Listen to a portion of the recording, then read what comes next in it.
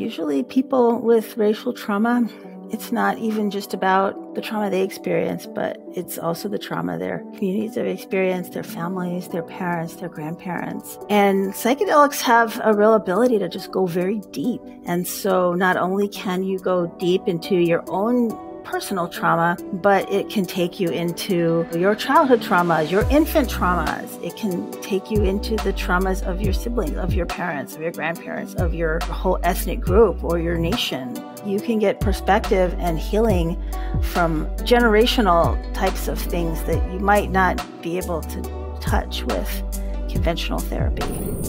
Welcome to Modern Psychedelics, where we explore the transformations made possible through intentional engagement with psychedelics. This podcast will help you integrate high consciousness living into the everyday and deepen the work ignited by altered states. You can expect balanced and grounded conversations around therapeutic, ceremonial, and recreational containers. My name is Lana Pribic, your host and guide. I am a 3-time certified professional life coach, and I work with people who want to integrate higher levels of consciousness into their daily lives so they can feel more peace, fulfillment, and connection. After all, our time here on Earth is so brief, so let's make sure we're really living. The song you hear is called Lost Horizon by Peace Sign. All right, let's journey. Hello, everyone. I hope that you are enjoying the beautiful sunshine. At least it's beautiful and sunny right now as I'm recording this intro for you. I'm really just honored to have Dr. Monnica Williams on the show today. I actually met her several years ago when I was working for a company in the psychedelic space. We were doing a little bit of work together then. And years later, I reached out to her and asked her to come share herself and her work with our audience today. So it was really, really lovely to reconnect with her. And this episode is a new topic for the show. And as you guys know, I love to just go everywhere with psychedelics. It's just such an expansive world over here, and there's so much we can cover. And one thing we haven't really covered before is the topic of racial trauma, healing racial trauma with psychedelics, and also diversifying the psychedelic space. So Dr. Monnica Williams is basically a vet in that in the world of healing racial trauma. Dr. Monnica Williams is a professor at the University of Ottawa, where she holds the Canada Research Chair in Mental Health Disparities. Her research is focused on mental health, race, racism, and novel approaches to treatment, including psychedelics. In this conversation, she shares about her work, about her research, and also on a really human level, she shares tips for healing racial trauma based on the latest research and findings in her work. She also offers a powerful call to action for all players in the psychedelic space to improve diversity at all levels. And we also talk about what culturally informed psychedelic experiences look like. This was something new for me, so I know you guys are also going to really like that. And she also talks to us a little bit about what to look for in a guide or a facilitator if you are looking to heal racial or ethnic trauma. This conversation offers support and hope for those who have racial trauma, and it also offers insights and language for those who aspire to be allies for those who have been harmed by racial trauma. If you want to check out some of her work, check out her website, drmonicawilliams.com. That's Monica with 2 N's. And you can see all of the papers and all of the books that she has put out. She is a research machine, that is for sure. I hope that you enjoy this episode. And before we jump into it, I just want to remind you that if you are enjoying the show, I would love your help in growing it. As you guys are aware, this podcast is pretty niche. So every time that you share an episode with a friend or on social media, it helps so much. Make sure that you subscribe to the podcast wherever you listen, whether it's Apple Podcasts, Spotify, or our newer YouTube channel. And as a reminder, you can always watch our episodes on YouTube if you would like, but make sure that you subscribe over there. Follow on Instagram at Modern Psychedelics. And if you really want to help me grow the show, please leave a rating and a review on Apple Podcasts. It helps so much. And I absolutely love reading your reviews. I'm usually just sitting here in front of a screen or in a studio talking into a microphone. So hearing from you guys and getting that kind of feedback, it just means so much to me. And I love it. I love connecting with you. So I love to hear from you. And if anyone out there is looking for a life coach, I am currently going through my 4th certification and training through Being True to You. And through this process, I'm gaining even more tools and skills to support people with psychedelics and addiction specifically. But prior to that, I have received 3 certifications from the world-renowned IPEC, and I'm a certified professional life coach. So if anyone out there is looking for a life coach to help with integration, preparation, but beyond that, just living life from a place of high consciousness and energy, please get in touch with me. I am currently onboarding new clients. You can read testimonials from my previous clients on my website at modernpsychedelics.net/coaching. And you can also apply to be a part of my program and work with me one-on-one. Everyone who goes through this program experiences profound, energetic and consciousness shifts and changes that empower them to live their authentic, values-aligned life that just feels good. So I would encourage you to check out some of those testimonials. Literally every one of my clients says, wow, I cannot believe what I just went through in this container. It's just beyond words. So please check that out if you are considering working with someone one-on-one to have support along your journey. All right. Thank you so much for listening. And I will see you on the other side with Dr. Williams. Footwear has always been a huge issue for me. The problem is I want to look cute, but I'm also so over those fashion shoes that make my feet hurt and my bunions worse. Earth Runners have solved all of my soul's problems. Their earthing sandals are not only comfortable, not only mimic barefoot living, but also look pretty damn cute with all my outfits. I recently got a pair for my 6 weeks in Costa Rica, and I am not kidding you guys. I did not take these shoes off. They were the only footwear that I brought with me other than my hiking boots, but honestly, I could have left those hiking boots at home. My feet feel like they're finally starting to heal after all of the damage I've put them through over the years. I can walk for long distances and my feet just don't hurt like they used to. I am obsessed. I have found my shoe for life. Made with Vibram outsoles for a responsive, sure-footed experience, these smart sandals are appropriate for hiking, long-distance running, not that I do any of that, water adventures, festivaling, I definitely do that, and integrating with the earth.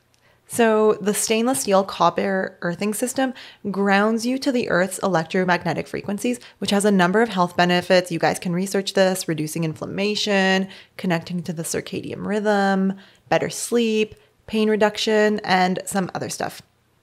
The ultimate integration for me is living in alignment with the earth. And I love any products that help me do that. Free your feet and rewild your soul with Earth Runners. Just go and get a pair for the summer season and you will thank me later. I'm currently sporting the Circadian Adventure model and I'm about to go grab another pair because I'm that obsessed. Visit earthrunners.com and use Lana, Lana, at checkout for 10% off. That's earthrunners.com and Lana at checkout for 10% off. I am here with Dr. Monnica Williams. Thank you so much for making the time to chat with me and share your wisdom with our Modern Psychedelics audience today. Welcome to the show. Thank you. It's great to be here. Before we dive into your work, can you please introduce yourself to our audience? My name is Monnica Williams. I'm a professor at the University of Ottawa, where I'm the Canada Research Chair in Mental Health Disparities. And I do research on mental health and race and racism and new approaches to treatment. Yeah, and we're going to dive into all of that today. And are you Canadian? Because I'm also in Canada. I'm a permanent resident. Perfect. I'm American. Okay, gotcha. How are you liking living in Canada? Yeah, it's nice. It's different. I think like anywhere, it's an adjustment. See, I moved here right before the pandemic, so it wasn't really like a great introduction to Canada, but yeah. But I think I've Yeah. settled in. Awesome. Awesome. We're happy to have you here. So as a clinical psychologist, what drew you to focusing in on psychedelics? Actually, I had been doing research in OCD and PTSD. And at the time, there really wasn't much research funds for OCD. So I was focusing more on trauma. And I was contacted by MAPS, the Multidisciplinary Association for Psychedelic Studies. And they were doing PTSD trials and were really interested in finding out how they could diversify their trials more. They had seen an article that I was in the New York Times talking about racial trauma. And so they thought maybe we could team up and help address this. Okay. Amazing. Yeah. And when you were getting started, when was that with the psychedelic work? That was probably, I don't know, I want to say like 2015 maybe. Okay. Yeah. So what were some of those disparities that you were seeing or problems that you were seeing initially in the psychedelic space and in psychedelic research? All right. For one, the research studies, the participants were not very diverse. So there weren't a lot of people from different racial and ethnic groups. I think there was like maybe not even any Black people at all. And so that always raises questions as to how generalizable are the treatments to other groups. And also I think it's an equity issue as well. If some groups are having access to research that includes treatments that may be beneficial, everybody needs to have the same access to those treatments as well. And then also another problem was the research teams that were doing the study weren't very diverse either. So there were about 15 or so different teams in different places across the US and Canada and other places, and that were recruiting participants for the study. And so if the research teams aren't diverse, that can pose a barrier to getting diverse participants. That makes a lot of sense. What progress have you seen, if any, in those areas since 2015, around that time? Yeah, I think there's been a lot of progress, actually. For example, the MAPS trial was MDMA for PTSD. And what they found in their phase 3 trials was that they were able to really diversify, bring in more people of color. And then also we were able to pool the data from some of the phase 2 lead-in trials and the phase 3 trials and take a look at how people of color did. And they did just as well. So this was really encouraging. Okay, that's amazing. So let's dive a little bit more deeply into that. So you're known for writing countless books and countless research papers. I couldn't even keep track of all of them on your website, but you're known for applying psychedelics to healing racial trauma and racial justice. So before we dive into that, can you please define for our listeners what racial trauma means and how you're looking at that phenomenon? So racial trauma, to put it simply, it's basically like PTSD that you get from racism. And what's a little different about it is that racism comes in many forms. Certainly a person can have a very singular traumatic racist experience that they get traumatized from. But most people have lots of experiences of racism, small and large, that accumulate over time until a person eventually becomes traumatized by it. And in addition to their own experiences, there may be other layers on top of that, such as like community traumas or cultural traumas or historical traumas that sort of all become a part of that traumatization, so to speak. So there's this aspect of what has happened to the individual personally, but then there's also like a historical community-based aspect to racial trauma. So what is carried by the community of people? Well, exactly. We know that people, parents who are traumatized can pass that trauma on to their children, and they can pass that on to their grandchildren. So, even though I never, say, grew up in the Jim Crow era, my parents did. So they had that traumatic oppression all around them. And so I can still experience the traumatic effects of that at some level. Yeah, that makes sense. Just like any trauma that can be passed on. So that makes sense. Yeah. So in studying this topic, what are some of the tools or approaches that are used to better understand racial trauma and how people can heal from it? Yes, there hasn't been a lot of research really on how to treat racial trauma at all, unfortunately, because of, again, the systemic barriers to even getting funding to do those types of research studies. They're not considered high priorities. by federal funding bodies. So there isn't as much research on it.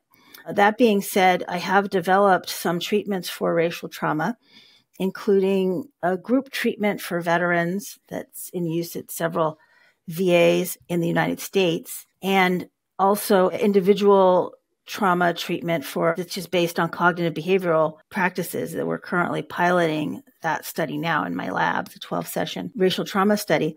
But also I'm very interested in psychedelics as a way to address racial trauma. And we actually at my clinic in Connecticut, we did publish a case study of a woman who had trauma related to experiences of discrimination in the workplace. And she also had some childhood abuse as well. And she was treated with ketamine-assisted therapy for her racial trauma and did really well. And we wrote a paper detailing that process as a way to help people see, like, look, you can use psychedelics for racial trauma. And so I consider that a milestone for sure. Yeah. And we want to do more research like that.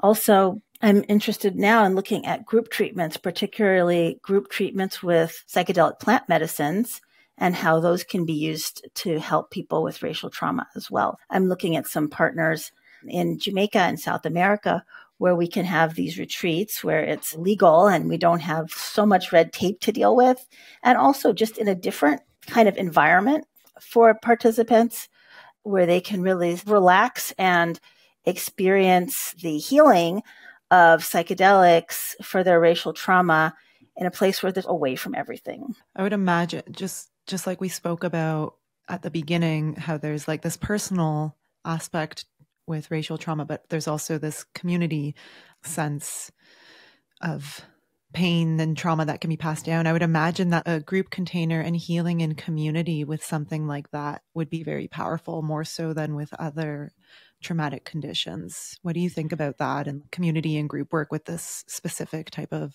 trauma? Yeah, for me, I'm not really sure which is actually a better approach. The individual approach that we tend to use in psychotherapy settings, or a group approach, which may even be a little bit more ceremonial.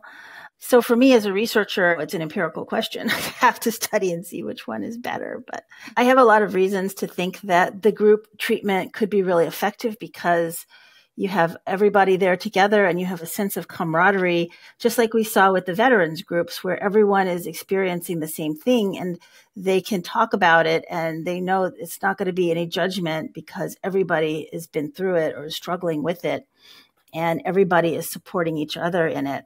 And I think that could be one real strength of a group approach. There's also some caveats too, though, because anytime that you have a group, different people are coming in with different kinds of challenges. And sometimes the psychedelic experience can be very challenging for people. And if one person is having a much more challenging experience than everyone else, that could be potentially distraction for the other people. So we'll have to see how it pans out. Okay. Spoken like a true researcher. Got to run it through the research. Yeah. So this is a podcast about psychedelics, obviously. So can you tell us about some of the research that you're doing, maybe some of the research you're most excited about or that really sticks out for you and what you've been finding? Good question. As far as the psychedelics research goes, it's interesting because we've been doing a lot of the research we did, especially during COVID, was survey research because it was too hard to see people in person. But that research turned out to be very interesting too, because we were able to do some nationwide surveys of people using psychedelics naturalistically and ask them, did you use these for racial trauma? Did you find they helped racial trauma? And really look at their symptoms before and after a memorable psychedelic experience. And so we were also able to do some subgroup analysis. So we looked at Indigenous and Native American people as well. And we did a whole paper on what we found there. And for the most part, every group that we looked at really was able to show that they benefited from psychedelics for racial trauma. And it turned out that the stronger the psychedelic experience, the more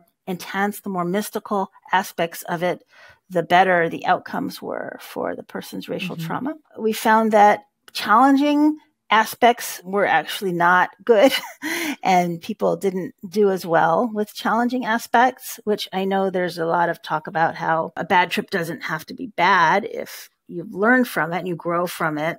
And I think certainly that's true. But what we found in terms of these negative experiences was more that people maybe were in situations where they didn't feel safe or supported, which I think is very critical to having a good psychedelic experience. And I think particularly when people have struggled with problems like racism, it's super important that they feel safe, because even just going outside isn't safe, because we know that racism is like in the air we breathe. So I think it's even so much more important that there be what we would call a good sturdy container for people who've experienced racism. We use these findings to inform our recommendations for psychedelic therapy with people of color. For people who are listening who are considering going through psychedelic therapy or working with psychedelics to heal their racial trauma, can you tell us a little bit about what you mean by a good sturdy container and what people should look out for? Yeah,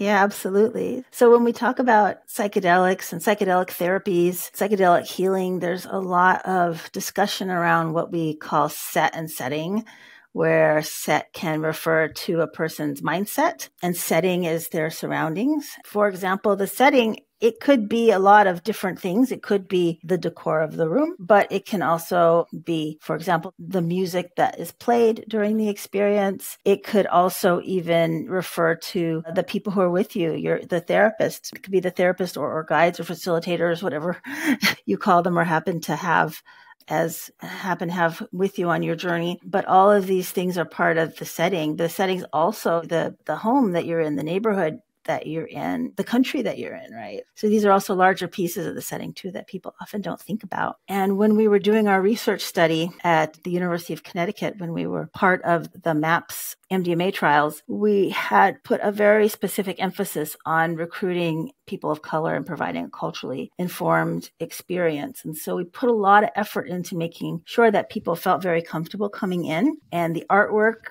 for example, we wanted to have it representing a variety of different ethnic groups, and even the music that we selected. People sometimes say, oh, if you use instrumental music with no words, then there's no cultural aspect to it. But that's absolutely not true because even if it's classical music, that could be European music, right? It could be something from Beethoven or Mozart. Those are white European composers from particular eras. It's very culturally, that there's a strong cultural influence there. So we have to think about all of these things in terms of making people feel comfortable, and that's part of the set. And also the therapists themselves need to also be able to be equipped to handle whatever comes up for that person. And for so many people of color who are navigating experiences of racism regularly, racial issues come up. And most clinicians are not really taught how to navigate or assist people who are struggling with racial issues. So even before we've even put psychedelics in the mix, we already know that therapists in general are poorly equipped to help people with these kinds of things. And so this is why it's so important that therapists have done their own work, have worked on their own biases, so that they're not bringing those biases with them, with the clients that they're working with, and that they're also able to address any types of racial issues that come up, or cultural issues or ethnic issues, or issues around really any kind of marginalized identity, because if a person has a marginalized identity, odds are there's more stuff to work on with that. So therapists have to be ready, and knowing that your therapist is not going to become upset or offended or confused when these issues come up, that helps the person feel more safe. Like always, it's so important to choose the right guide. So with working on racial trauma in particular, what are some ways that people can vet their guide? Or do you have any questions that people can ask, or just ways to do their due diligence to make sure that this is a guide such as one that you described? Yes, I think if you find somebody from your own ethnic and cultural group, there's a better chance that they're able to relate to you and understand your struggles, and will be less probably thrown or concerned about those problems coming up. It's not always possible to get somebody from your own ethnic group, unfortunately, or sometimes people don't want someone from their ethnic group because maybe they feel like that they may be judged by somebody from their own group, particularly if in their culture there's not a wide acceptance for psychedelics or wide acceptance for mental health concerns, or maybe they feel like they don't fit into their group very well, so they may not want that. But either way, all therapists need to ideally learn to be comfortable working in this way. And one thing that it's important to look for is, I would think, just talk to the person ahead of time about your marginalized identities. And many people have more than one marginalized identity. So I could be racialized as Black. I may also have a different sexual or gender orientation, or I may be part of a stigmatized religious group. And I think it's important to bring all of that to the person that you would like to work with and see how they respond when you talk about these different identities. If they seem uncomfortable or uncertain or change the topic, they're probably not the right person, because that shows that they have discomfort and need to do more of their own work before trying to help you around those things. If they can have a helpful conversation and they seem concerned, if they ask questions that are appropriate questions, then I would say that's probably a good chance that they're a safe person to work with. Perfect. Thank you so much. That's really helpful, I'm sure, for people listening. Are there any other tips or words of wisdom or advice that you can lend to people listening who are considering embarking on doing this work for themselves? Yes, I think it's really important to work with somebody who's experienced, who's got a good track record. Right now, it's challenging because a lot of work is being done underground, and I can't really recommend underground work because you don't really know the qualifications of the person that you're working with, and there's no accountability if they cause harm. And I feel bad saying that too, because I know a lot of underground practitioners, and there are many who are very excellent. So I don't want to paint them all with a broad brush, but there's also many who don't know what they're doing and who cause harm. And also there's a real problem with sexual abuse in psychedelic therapy. And I think that's also something that people need to be aware of, because when you're under the influence of a psychedelic, you're in a very vulnerable place, and people can be taken advantage of, and they have been taken advantage of in that way. And so if you're going for help for trauma, that's even doubly traumatizing, to go and try to get help and then be victimized like that.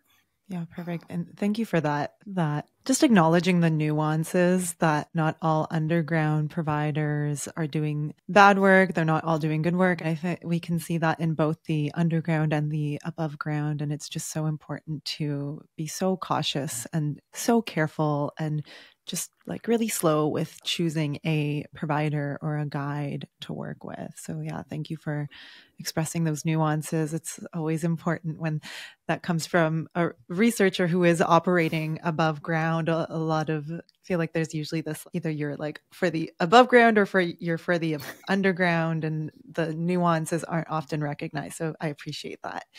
Oh, you're welcome. And I should also say that there's plenty of above ground people that are not very good. So we've got good and bad people underground and above ground.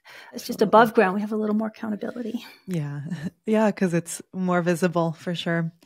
So with all the research that you've done on this topic, I'll ask you to maybe theorize a little bit, or just share a little bit about what you've found or what you think about this. But what is it about psychedelics that makes healing racial trauma effective? Is there anything unique about the psychedelic experience that really lends itself to this type of work? Yeah, that's a good question. And I do think there is, because as I mentioned, usually people with racial trauma, it's not even just about the trauma they experience, but it's also the trauma their communities have experienced, their families, their parents, their grandparents. And psychedelics have a real ability to just go very deep. And so not only can you go deep into your own personal trauma, but it can take you into your childhood traumas, your infant traumas. It can take you into the traumas of your siblings, of your parents, of your grandparents, of your whole ethnic group or your nation. I feel like you can get perspective and healing from generational types of things that you might not be able to touch with conventional therapy. So here's my not so secret. The number one tool in my toolkit, the thing that has changed my life for the better the most, aside from psychedelics, of course, is not therapy. It's not breath work. It's not meditation. It's not even the yoga I've been doing for 15 years. It's coaching. Because coaching is the most actionable tool that I have come across. A few years ago, I fired my therapist and hired a coach, and working with a coach helped me start moving in the direction I wanted to move. And I finally stopped feeling stuck. I fell so in love with coaching, even though I wanted to become a therapist at that time. I decided instead to get trained and certified as a professional coach. As a psychedelics informed life coach, I work with people who are on the psychedelic path, which is probably you if you're listening to this podcast.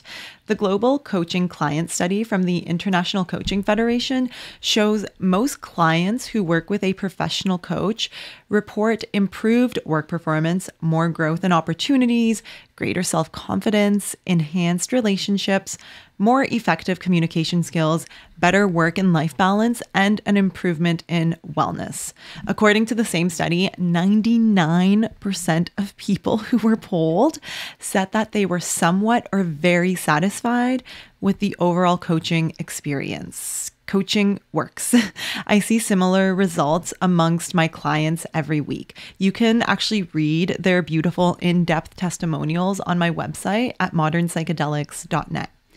Along with being psychedelics informed, my style is process oriented. We live in this outcome obsessed world where our default mode is to live life for the destination or the end result. But I have come to understand that the gifts are actually in the journey, and that's where we grow and learn and enjoy life the most. So that's why I equip my clients with tools and skills for the long game of life and the long game of medicine work. I'm currently onboarding new one-on-one clients into my coaching practice. So if this sounds like it would be supportive for where you're at, get in touch with me. I would love to hear from you. And you can click on the link in the show notes or head to modernpsychedelics.net/coaching. There's lots of info there for you along with those testimonials. I can't wait to connect with you. That's modernpsychedelics.net/coaching. Okay, let's go back to the episode. You mentioned earlier a culturally informed experience, and I actually saw that word on your website, culturally informed care. Can you talk to us a little bit about what you mean by that? Sure. So culturally informed basically means that you, I think as a provider, recognize that culture shapes and frames so much of what we do and how we do it, and our worldview and our clients' worldview. And it's important to keep in mind that your culture isn't the only way to look at it. And in fact, we have to understand like our clients' culture, or at least appreciate it and have some humility around the fact that they might have different beliefs about things. They might do things in a different way. It doesn't make them worse or better. It's just different. But we respect that because that's where that person is coming from, and making a point not to just say, oh, if it comes up, I'll address it. And that's what I hear a lot of clinicians say, but actually that we're going into this with the intention of being as respectful as possible around the person's culture, but also looking for cultural strengths and drawing on their culture as a part of their healing process, right? Not sidelining that, but also incorporating that into the whole process as much as we can. So what does a culturally informed psychedelic experience look like? So for psychedelics, I think that it would include first getting to know and understand the person that you're working with and the culture that they're coming from, and what is it that they want from the experience, and how is that connected to their culture. Understanding how other people in their family and their community may also think about that person's struggles and what appropriate avenues are for help and healing. That's going to make a big difference too when we think about the support they may be or may not be able to get after their experience. And there's also really good instruments and tools that clinicians can use to help better understand a person's culture. There's a cultural formulation interview right at the back of the DSM-5, and a lot of clinicians don't know that's there, but it's there, and it's really helpful because it asks a lot of these questions, and sometimes clinicians don't know how to ask the questions. And it's really nice because you can just read them and get the information to better understand the person's background and their world. And then also in terms of their experiences of oppression, there's also a questionnaire that I developed called the Unrests, which will help get information about their experiences around their race and ethnicity and those issues. And so just going into the work with that background knowledge about the person makes a big difference in terms of making it a culturally informed experience. And I like to ask people too, like, for example, I mentioned music, like what kind of music do they like? What kind do they not like, right? Because if I don't want new age music, or if I don't want classical, if I want maybe something from my cultural heritage, maybe that's jazz or gospel or something, that should be considered too. So those are some things that you can do to help make it culturally informed when you work with them. And then also cultural material is going to arise from their psychedelic journey. And again, it's going to be important to not shy away from it, but first of all, to recognize that it's cultural when it comes up.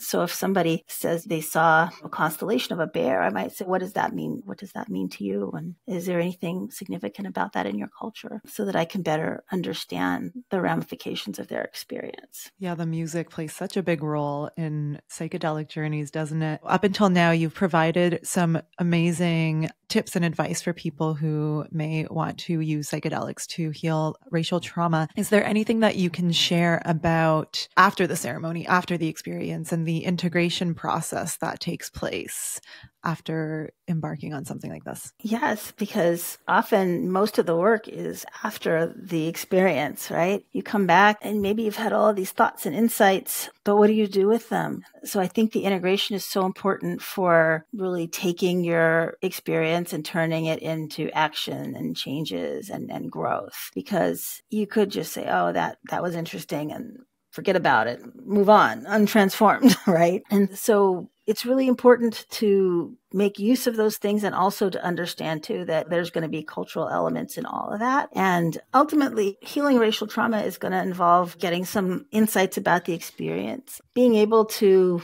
recognize that all the negativity, hate, stereotypes, all of these things about the person are not true. They're not coming from inside you. They're coming from outside you. And being able to love yourself and reject these negative messages, and also approach life in a different way. So usually people with racial trauma, they'll often accept a lot of racism before they say or do anything. And it's important to recognize that's not okay, and that you can have some agency. You can push back against it most of the time. And so you're going to take your learning from your experience and apply it where you can in your life. And sometimes people get insights like, for example, I don't need to be at this job anymore because I have lots of opportunities and I'm going to go someplace where I'm appreciated. Or you might realize that some of the relationships that you have are not healthy for you because those people may have unhealthy attitudes that are bringing you down. Or you may have new insights on how to educate people that you care about, that you want to keep in your life. You want them to be more supportive of you around your experiences. So I think taking those insights and moving them to action is really going to be critical for growth. And I'm sure in your work, you have seen many people through the healing process, the therapeutic process, the psychedelic process, and seen some beautiful transformations and healing happen. What words of advice can you offer to people who are listening and have been racially traumatized and are working through it? What words of hope can you offer to them? I think the most important thing is to understand that it's not you, it's our social psychopathology. So our society is sick, and it makes other people sick, but you're not the one that's the problem. Society is the problem, but we are now in a place we have to deal with it, right? So I would tell people not to be hard on themselves, but to be gentle and kind and loving to themselves, and treat themselves with the same compassion that they would treat others who were experiencing the same thing. I think that would be the most important message. Thank you. Thank you. So I want to just shift gears just a little bit and talk about diversity in the psychedelic space. I want to just get your general thoughts, anything that comes to mind for you when you think about diversity in the psychedelic space. Right. Well, I'm a researcher, so I think a lot about the diversity of my fellow researchers, the people that I know when I see at conferences and that are doing work also that's like mine, or that I might read about. I might cite their papers, or they might cite my papers, or they might review my grant proposals. So it's our own kind of, I don't know, I want to say club, but our own circle. I think about my circle in that way. And I don't see a lot of other people who look like me in that circle. I see a lot of white dudes, right? And I want that to be more diverse. And I know that there are many women, there's many other people of color who are doing the work, and for whatever reason, they're not necessarily seen or recognized, or they have difficulties navigating all the barriers to even being able to do the work. And there are many barriers to do psychedelic work because psychedelics are so stigmatized. And so that makes it harder. It'd be hard for me to tell like a junior researcher of color, yeah, you should do this, because I know how hard it is. I know how hard it is even just to get your doctorate as a person of color, much less take on work that's inherently going to be stigmatizing. But we do need people to step up and join in if this is going to be an inclusive space. And we need people who are already in this space to welcome in others and to also to see and appreciate the need for more diversity and to take intentional steps to diversify their research teams and their labs and to think about not just bringing in somebody at a lower level. And that's often what we see when people are pressed to diversify. They bring in something, an assistant,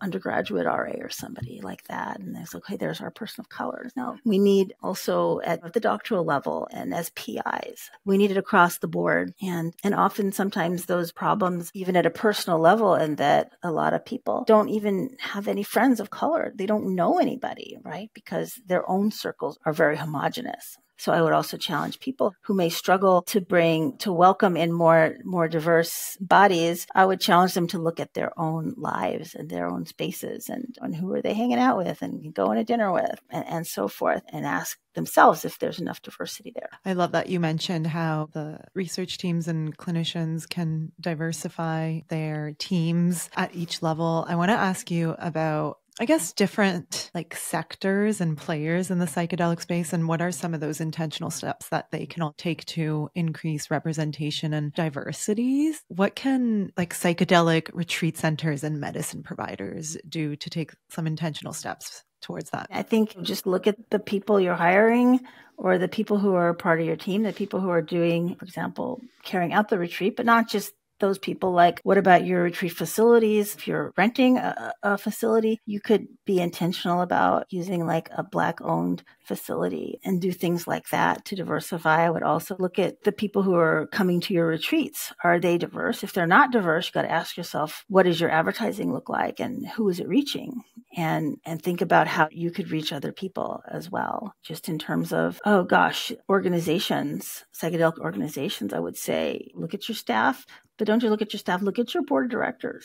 How diverse are they? If they're not very diverse, then you maybe want to take some intentional steps to do that. Do you have a DEI committee as part of your organization? And if you do, what kind of power do they have? Is it just window dressing? Are they just in a consulting role, or do you actually make a point to put everything through to the DEI committee before it goes out into the world? Right? That's what ultimately you would want. So I would say that probably most of the players, so to speak, are not, I would say, have not fully stepped up in the way that they need to in order to realize diversity. And in fact, I would say probably many have window dressing, so to speak, around their diversity goals without really true implementation around leadership and in their priorities. I think those are some things that can and should change. Yeah, I was going to ask you about psychedelic companies. I feel like most of what you just said can apply to the psychedelic companies. Is there anything you want to add to that?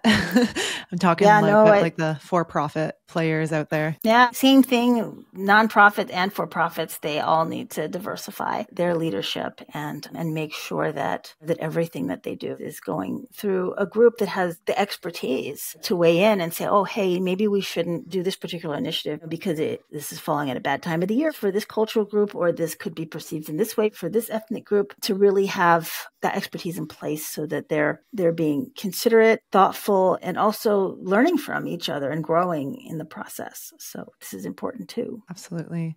What about just the public, the psychedelic curious public? Maybe that's a lot of people out there listening to this podcast, but how can they take those intentional steps to support diversity in the spaise? Yeah. So again, I think the most important step people can make is to work on their own inner biases. And I would challenge people to, let's say you use psychedelics regularly. The next time that you decide to use psychedelics, make it your intention to become more aware of your own biases and to come up with insights around how you harm people around you with your biases and then what you can do about it. So that's my challenge. That is good. That is so good. Thank you. Yeah, that's perfect. And what about public-facing figures and platforms such as myself or other media outlets who are also covering psychedelics? Yeah, I don't know. I can't fault you because we're having this conversation right now. So that's There's always room for improvement.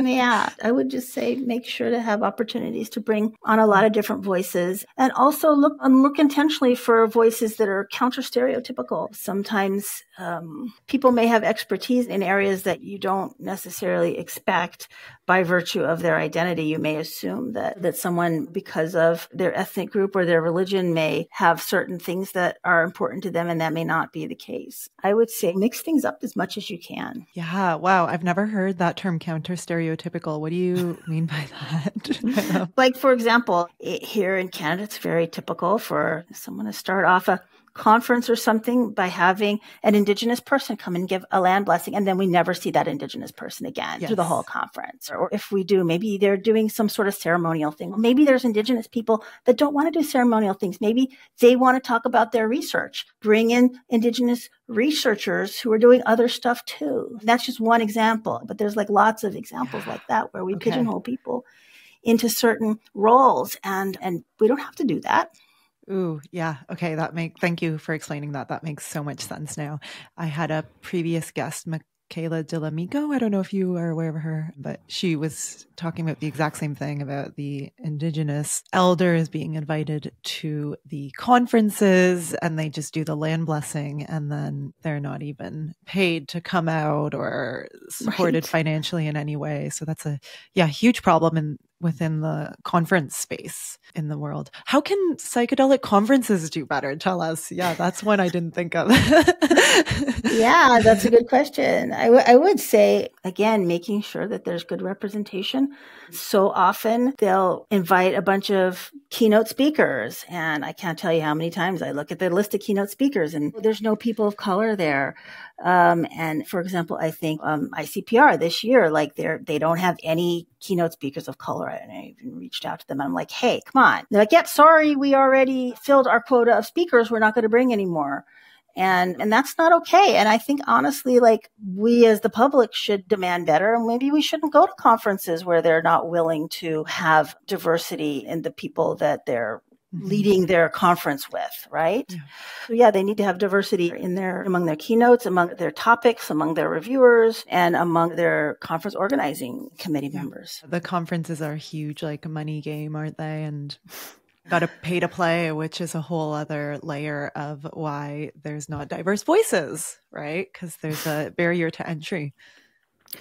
Yeah, there is. There's definitely barriers to entry, but that being said, there are plenty of people of color who can afford these things. They just don't want to put their money someplace unless they see that there's inclusivity and value to it. And you mentioned that there's plenty of people of color in the space that are just doing amazing work and aren't acknowledged. And I know there's so many to choose from, but if you were to tell us some of the people of color in the space that have had the biggest impact on yourself and your work, who would you give a little acknowledgement to? Oh gosh, so many people. The first person that comes to mind is my dear friend Biela Bache, who started Chacruna, and which is just an amazing mission around diversity and Indigenous voices and people whose voices are often not heard. And I think Chacruna is just doing such incredible work. And I think she deserves a lot more recognition. And I think if she were a white man, it would be a whole different story.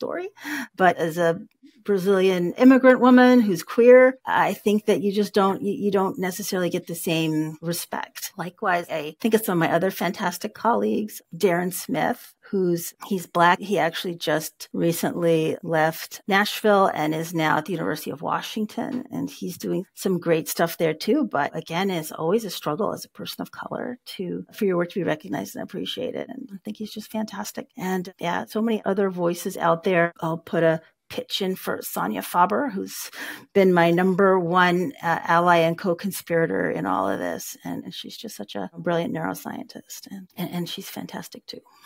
Amazing. Thank you for that. Yeah, I've been meaning to have someone from Chacruna on for so long. So that's a little nudge for me. Thank you for that. In closing, how do you see like psychedelics playing a role in moving us closer to racial justice and more diversity and just a more healed world as a collective? Yeah, that's a good question, because I think, again, so much of this comes down to our intention. We know that psychedelics are fantastic, but they're a tool, and people can use them in different ways. And I think sometimes there's an assumption that if we just all take psychedelics, we'll all just be so connected that all of these kinds of problems will disappear. And we know that's not true, because the psychedelic space is just about as racist as everyone else. So they obviously don't automatically fix that problem.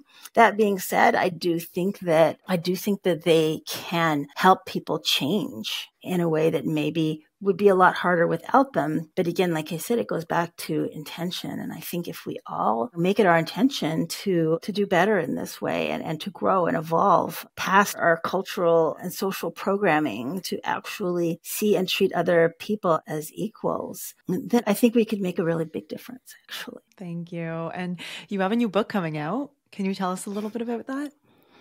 Oh, gosh. Which one? Yeah, we have a book that I've written with a fantastic team of people. And Shannon Dames is actually the lead author, and it's to teach people psychedelic assisted therapy. It's part of the Deliberate Practice series that is actually published by the American Psychological Association. So this is a big deal, because it's a very credible organization. And the fact that they've realized, oh, wait, we need to produce training materials for clinicians, for psychologists who want to do psychedelic assisted therapy. And this is, I think, a huge milestone, and really shows that we're starting to be taken seriously. Yeah. So I would encourage people, to go out and get that. Or if you're doing teaching, then it's a great classroom resource. I actually teach a class on mental health and psychedelics at the graduate level. And so now we have a textbook we can use. Yeah, that's amazing. I remember a few years ago, I was considering taking that course, because it's at the University of Ottawa, right? Yeah. We have some pretty amazing psychedelic courses and programs too. So I encourage people to check those out. Yeah, so cool. And the book, does it have a name and a date yet for release? Yes, it's called Deliberate Practice in Psychedelic Assisted Therapy. And let me look and see what that release date is. April. It's coming out next month. Wow, that's amazing. This episode will be released in April. So congratulations. Yeah. Awesome. April 23rd is what the publishers are saying. I'll get your people to send me a link to it so we can link that in the show notes for people to check out. Amazing. Yeah, absolutely. And are there any other accessible resources for people that you can point them to who want to learn more about the topic of healing racial trauma with psychedelics, or just racial trauma in general? I do have a book coming out on healing racial trauma, and that'll be out later, I think, this fall. It's not specific to psychedelics, but you could use it with psychedelics if you're a therapist to help people with their racial trauma. So that's coming. And then also I have some video resources through PESI that people can avail themselves of as well on that topic. All these topics. Amazing. Sounds like you're busy writing books all the time. I think I'm going to take a break now. Actually. Yeah. Okay. I think you've written enough I think I have. 10 lifetimes. Yeah. Amazing.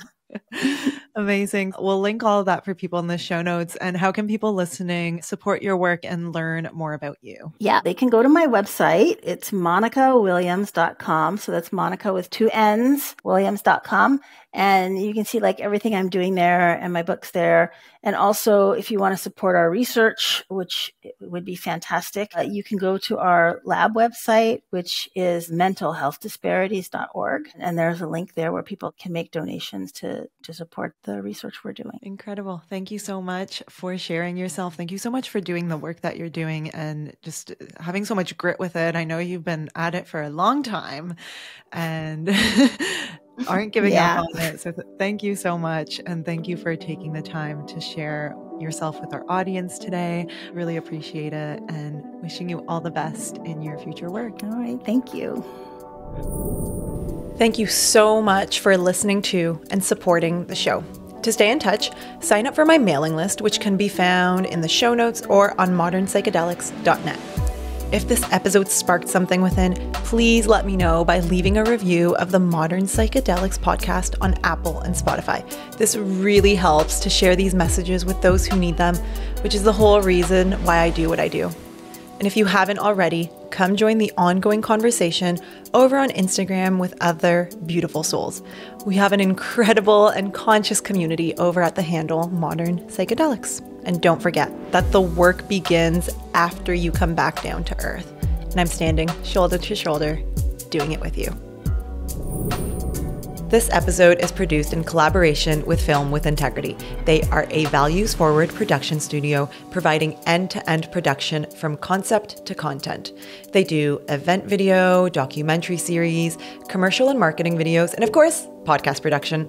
If you are working on a project that deserves quality of production and content without sacrificing heart and soul, visit filmwithintegrity.com to check out their beautiful work and get in touch with their team.